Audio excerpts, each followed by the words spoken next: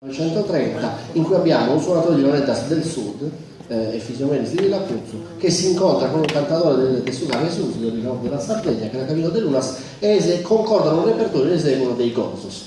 La melodia dei Gozos è forse l'unica melodia pansarda che ritroviamo in tutta l'isola, dal sud con la denominazione Goccius appunto sino al nord. Quello che sentiremo tra poco ripropone un'esperienza simile, perché abbiamo Peppe Cuga, che vedete qui davanti, che sta scegliendo il suo strumento, e Peppe, noi sappiamo dalle fonti storiche che le Loredas in passato, oggi sono diffuse soprattutto nella Sardegna meridionale, ma che in passato erano diffuse in un'area più vasta, e Peppe è l'ultimo esponente dello stile forse più a nord dell'isola, perché Peppe viene da Ovoda e suona il suo strumento con un repertorio che è tipico di quell'area, quindi della Barbagia, e si incontra oggi con Alberto Zucca, che invece è un bravissimo cantatore che viene da Agnonelli.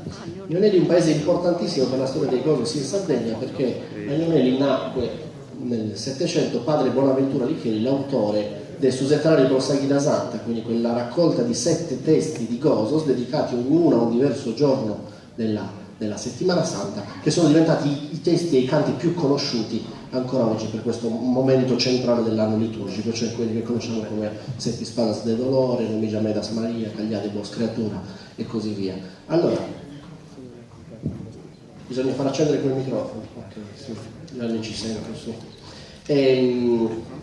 Con Alberto e Peppe abbiamo concordato questo repertorio, inizieranno con dei Gozos, quindi Gozos nella forma canonica, non dedicati al Gesù nascente o al Gesù appena nato, e quindi non col testo serale ma col testo tonale. Sono dei Gozos dedicati all'Arcangelo Gabriele che si eseguono a Agnonelli. Primo lunedì di agosto, primo lunedì di agosto si tiene la festa e i Gozos vengono eseguiti in occasione della festa. Sì, esatto.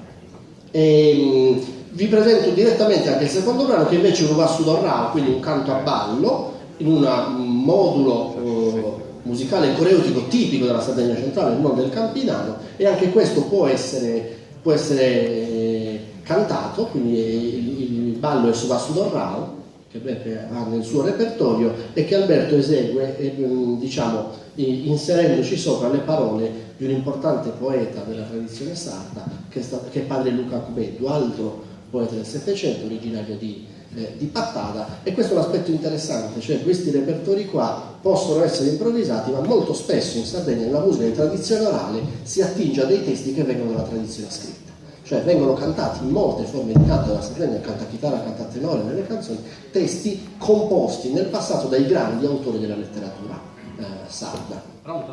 Aspetta, ditemelo voi. Allora, a tutti, la cosa dell'Arcangelo Gabriele, coscata questa festa ne uniti sul primo lunedì di agosto. Io, siccome andavo a crescere, mi sono fatto di scrivere, tieni mattina.